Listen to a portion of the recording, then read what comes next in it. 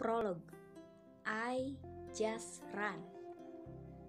Masih suka berantem siapa yang paling bagus antara Joy dan Delon? Beckham atau Zidane? Mansur S atau Irfan Mansur S? Ada teman yang nanya, lo udah nonton Before Sunrise-nya Ethan Hawke dan Julie Delpy? Sekarang ada Before Sunset loh. Kalau belum nonton, silahkan penasaran dan cari filmnya. Tapi kalau udah, silahkan penasaran juga. Lalu, kenapa film sebagus itu nggak terlalu terkenal? Ada apa sih dengan Before Sunrise dan Before Sunset? Yang pasti, di film itu ada mimpi. Mimpi yang membuat hidup ini menjadi lebih indah. Dan film itu mungkin akan selalu meninggalkan pertanyaan yang membuat kita terus bermimpi. Apa yang akan terjadi antara mereka berdua? Terus, kenapa film itu masuk ke jajaran film-film independen? Atau, mungkinkah cuma orang-orang bebas zaman sekarang yang masih punya mimpi? Tapi, bukankah setiap orang bebas punya mimpi? Bukankah setiap manusia harus punya mimpi? Kalau manusia enggak punya mimpi, namanya apa dong? A life without a risk is a life unlived. Mungkin sekarang kenyamanan sudah jadi segalanya, sehingga tak ada lagi yang mau mengambil risiko untuk mimpi-mimpinya. Tak ada lagi yang mau mencari keajaiban-keajaiban dan keindahan sebuah hati. Banyak film bercerita bahwa kita nggak akan pernah tahu kapan, di mana, siapa, mengapa, dan dari mana keindahan sebuah hati berawal. Tapi, ada satu yang tak akan pernah hilang dari diri seorang anak manusia. Kate Winslet dalam Titanic pernah bilang, "A woman's heart is deeper than the ocean for a secret." Hati wanita lebih dalam daripada samudra untuk menyimpan rahasia. Begitu indahnya hati wanita.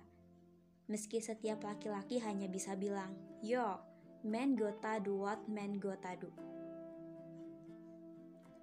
Cerita ini bicara tentang cinta, mimpi, keyakinan, cita-cita, dan mudah-mudahan bisa lebih dari sekadar she loves me not, atau you live in Beverly Hills, I live in nothing else.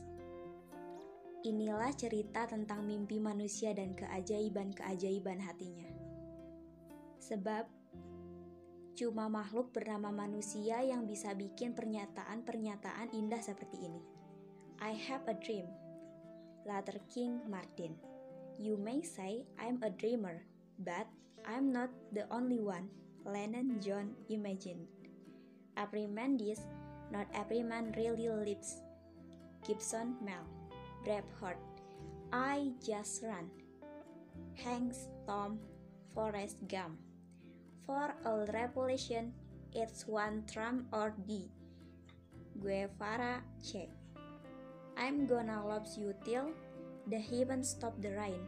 Morrison Jim. The Doors.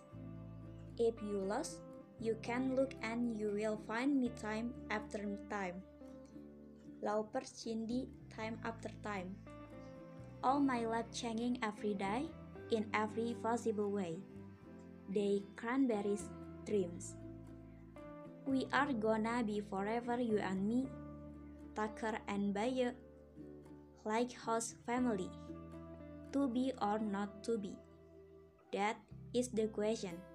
Shakespeare, William Hamlet. We are the champion, my friends, and we will keep on fighting till the end. Mercury and my queen. Tyra, daratan. Kata-kata pertama Christopher Columbus saat pertama kali melihat tanah Amerika. Cogito ergo sum. Aku berpikir maka aku ada. Descartes ran. Saya tidak akan memakan buah palapa hingga Nusantara bersatu di bawah bendera kejayaan Majapahit. Mahapatih Gajah Mada, Majapahit.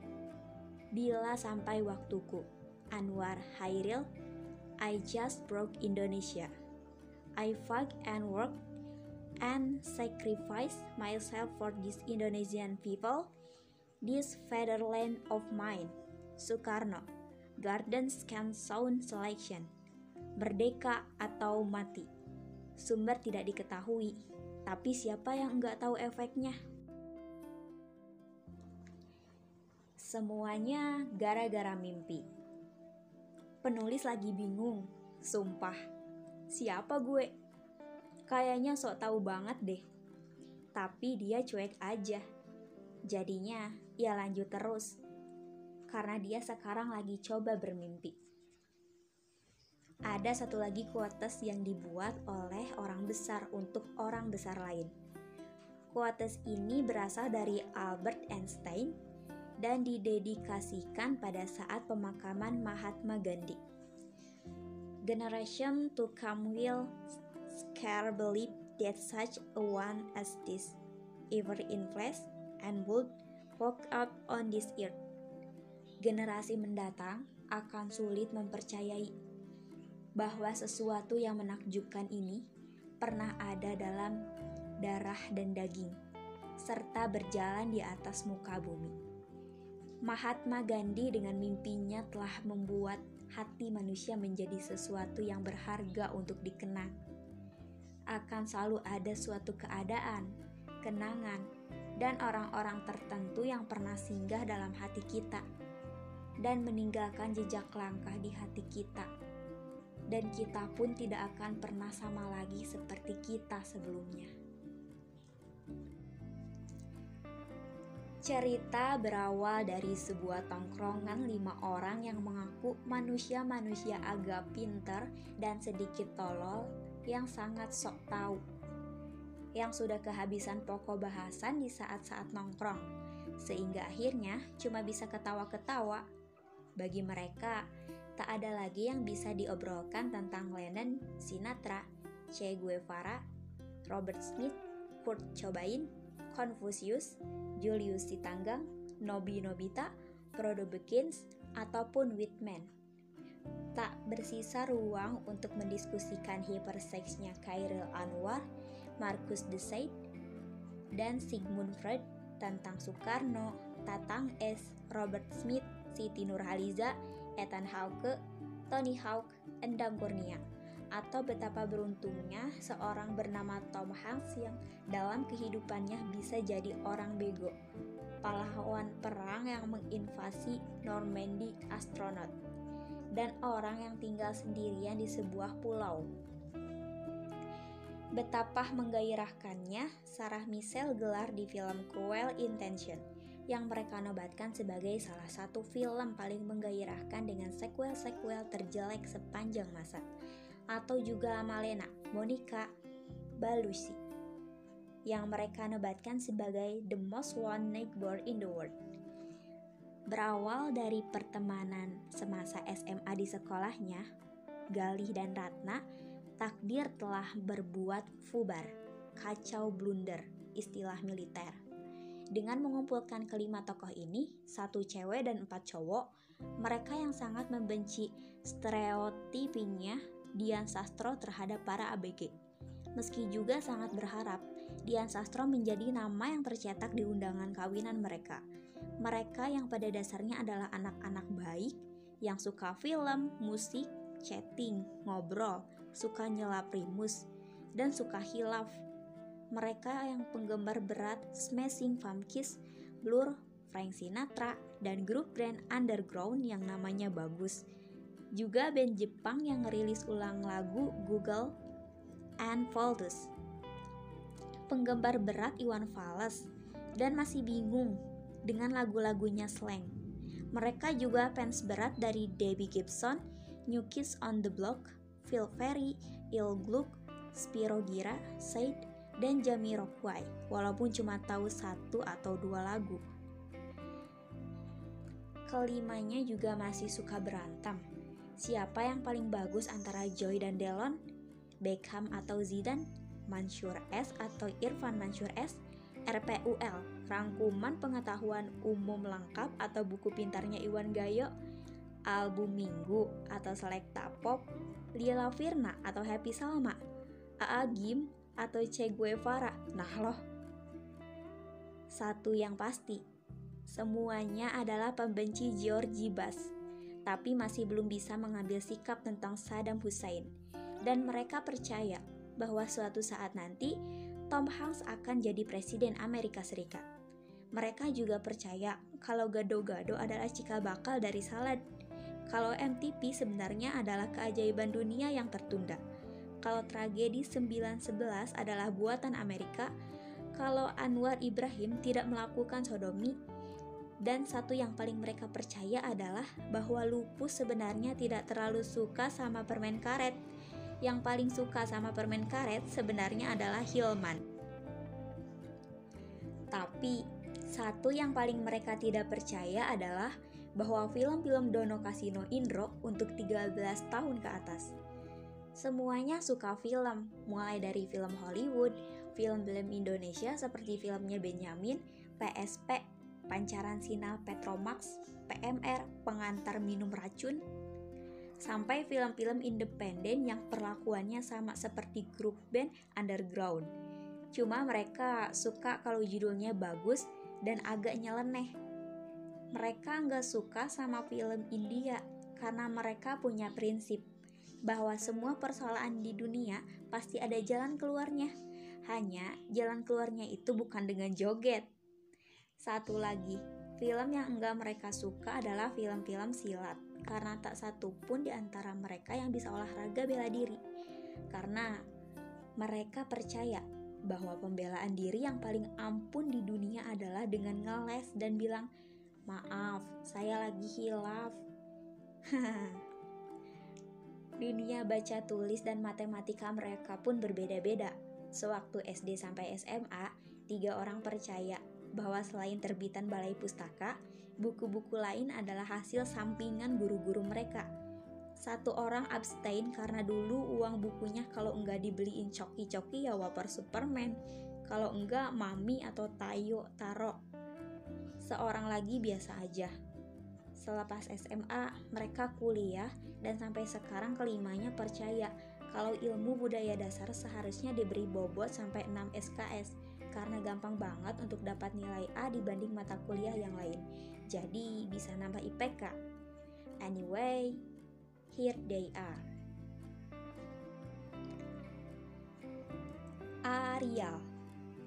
Ariel adalah sosok yang paling ganteng di antara mereka. Ariel yang satu ini pastinya adalah Ariel Control B alias Ariel Bold dan Ariel Black. Karena badannya gede dan kulitnya hitam. Kemana-mana selalu pakai sepatu basket. Tinggi dan gede, pokoknya sporty deh. Ariel yang selalu rapi. Baju kebanggaannya adalah hem. Celana kebangsaannya adalah celana permanent press pants. Ariel adalah orang yang simpel-simpel aja. Tapi ia kebanggaan seluruh tongkrongannya karena cuma dia yang bisa tenang.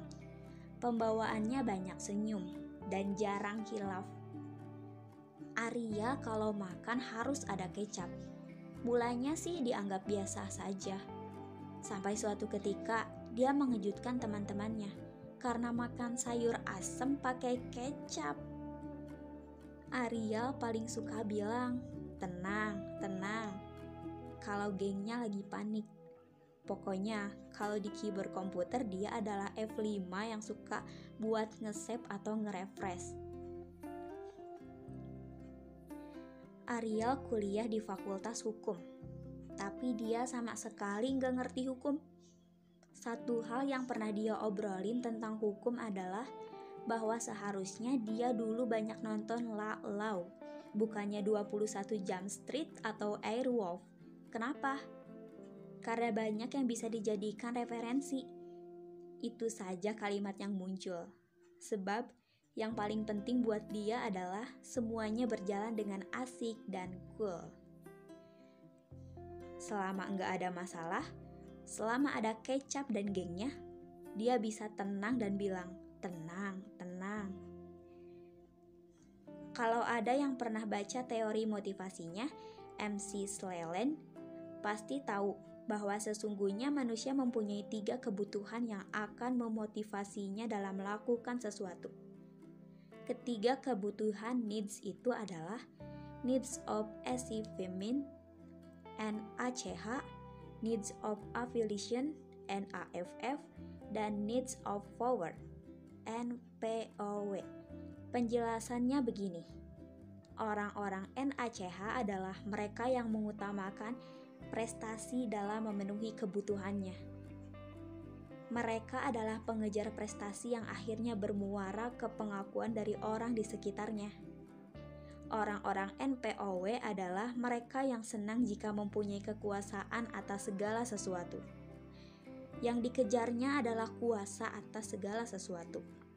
Sedangkan orang-orang NAFF adalah mereka yang merasa cukup bila sudah punya banyak hubungan dengan orang lain. Senangnya temenan. Gerombolan ini setuju menempatkan Ariel ke dalam kelompok orang NAFF. Tidak salah, sebab dia memang selalu santai saja. Yang penting asik dan tenang. Nggak ada kuasa dan nggak ada yang dikejar. Begitu pula tanggapan teman-temannya, sehingga muncullah teori dadakannya MC Slayland NAS, Needs of Achievement, dengan definisi yang penting asik-asik aja. Ariel suka lagu apa aja, asalkan lagunya asik. Di antaranya adalah lagu-lagu Lighthouse Family, karena katanya lagu tenang yang paling Ariel suka adalah lagu Lost in Past dengan liriknya That is alright, I know you are out there doing what you gotta do. Ariel paling suka film-filmnya Jim Carrey. Pokoknya yang bisa bikin ketawa. Ya, Ariel itu pokoknya orang yang biasa aja, tapi asik. Jarang nyela, jarang bercanda, tapi kalau ketawa paling keras. Makanya kalau ada dia jadi ramai. Riani pakai kacamata, cantik, cerdas, dan seorang NACH sejati. Mukanya gabungan antara Lisa Loeb sama Kate Winslet. Nah loh, bodinya persis Kate Winslet. Riani punya inner beauty, kalau dia sudah ngomong pasti orang pada dengerin. Dia punya semacam karisma yang bisa bikin orang menengok. Selalu dominan di mana-mana. Cerewet dan gak mau kalah sama siapapun juga. Apa aja dia ikutan. Riani seorang aktivis kampus. Siapa aja dan apa aja bisa didebatnya. Soalnya dia banyak baca dan banyak belajar. Kemana-mana, Riani paling senang pakai jeans, hem, dan sepatu kets yang kinclong. Kalau lagi enggak pakai sepatu, dia penggemar berat sendal jepit nomor 1. Ngobrol sama Riani enggak boleh sok tahu, karena dia layaknya hampir tahu segalanya. Tapi kalau ada yang salah suka ngambek sendirian. Cita-citanya adalah bekerja di TV. Itu sebabnya dia berkuliah broadcasting. Buku favorit Riani adalah Rich Dad Poor Dad-nya Robert T. Kiyosaki sama Seven Habits-nya Stephen Covey. Ia suka banget sama Alanis Morissette dan Norah Jones. Mocha sama Padi dia juga suka. Film, dia paling suka With Honor sama Children of the Lesser Gods. Pacarnya adalah organizernya yang isinya janji-janji yang harus ditepatinya. Begitu banyak janji yang dibuatnya sehingga cakep-cakep tapi masih jomblo. Susah deh cewek pinter dapet cowok. Dia maunya yang lebih pinter dari dia. Kalau bisa kayak Matt Damon di Good Will Hunting, katanya. Dia suka banget sama lagunya The Brand New Heroes yang judulnya You Are the Universe. Dan lagu itulah yang sering banget dia nyanyiin sendiri. Riani suka agak-agak serius di tongkrongan karena cewek sendirian. Tapi dia kadang-kadang kocak kalau lagi serius. Membuat teman-temannya yang tadinya bengong jadi ketawa. Jafran, seorang penyair yang selalu bimbang. Oh kapten, my kapten. Kalau ngelihat Jafran, Kesan pertama pasti bikin terkesima orang. Kesan kedua, buat para cowok pasti punya persepsi, dia anak pinter banget. Buat para cewek pasti berebut mau jadi ceweknya. Tapi kalau udah kenal dekat sama dia, pasti pada mau teriak, tolong dong jangan bawa gue ke dunia lo yang suram itu. Japran adalah penggemar berat film Deadpool Society-nya, Robin Williams, yang gara-gara film itu dia percaya kalau bunuh diri adalah akhir dari semua puisi. Kok begitu? Ia pernah menjadi penggemar Khalil Gibran, tetapi akhirnya melepaskan Khalil Gibran karena udah mulai populer di toko buku dan di antara para ABG. Fakta ini didukung oleh sebuah kejadian, sepupunya yang SMP, yang sering banget ngeluarin kosakata, enggak banget sih, sumpah lo, dan gitu loh. Suatu hari mengiriminya SMS berisi kata-kata Khalil Gibran yang tadinya menurutnya merupakan kata-kata paling pribadi yang hanya dimiliki oleh Khalil Gibran dan dirinya. Japran dulu bangga pada namanya yang sama sekali enggak pasaran. Sampai suatu ketika di toko buku dia menemukan buku nama bayi pilihan. Ternyata nama dia yang paling populer di antara ribuan nama yang ada. Dia pun rada kesal, apalagi waktu keponakan Riani juga dinamai Japran. Begitu juga dua orang tetangganya juga punya anak kecil bernama Zapran. Zapran selalu tergila-gila pada individual false charismatic karakter. Dari dulu, tapi kadang-kadang semuanya tergantung moodnya.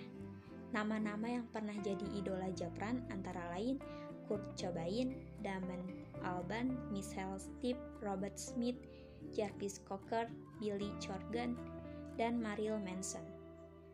Nggak heran, soalnya Japran adalah seorang vokalis dari sebuah band yang paling sering gonta-ganti personel.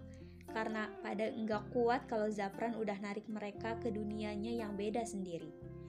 Badan Zapran kurus, sekurus kapur tulis. Kalau ngelihat potongan rambut yang gondrong samping dan depan aja, pasti langsung ngingetin sama potongan rambut Liam Gallagher, vokalis Oasis. Baju sehari-harinya adalah baju modis dari distro terdekat yang bisa dicapai. Di antara modisnya, Japran punya kelakuan yang berantakan, yang katanya standar seniman. Selain nama-nama vokalis besar tadi, ternyata Japran adalah pengagum setia Eri Susan, penyanyi dangdut yang tinggi semampai. Tapi gengnya gak pernah ngetawain dia terang-terangan karena enggak enak, soalnya dia ngefans banget, beneran. Japran adalah orang yang akan bilang apa aja yang dia mau bilang. Agak saklek tapi kocak, karena kalau dia udah ketemu sama Riani, kayaknya bisa bikin orang bingung apa yang lagi mereka obrolin. Pernah ada yang ajaib dari Japran. Sehabis nonton bareng filmnya Brad Pitt dan Eric Bana, Troy, Japran percaya bahwa dia sebenarnya mempunyai keturunan Achilles dalam darahnya. Fakta ini muncul karena menurut dia, gue itu orangnya pasti lain dari orang kebanyakan. Semua teman pun setuju sambil nahan muntah. Ian, yang ini badannya bengkak. Ian salah satu penganut sekte 442 yang sangat fanatik. Kakaknya bilang, karena dulu ari-ari Ian ditanam di lapangan bola, maka jadi deh Ian yang gila bola. Apa aja tentang bola dia tahu, dan kebanyakan dia ngabisin waktunya buat bola. Tapi anehnya, dia nggak pernah diajak main bola, karena memang nggak bisa main bola.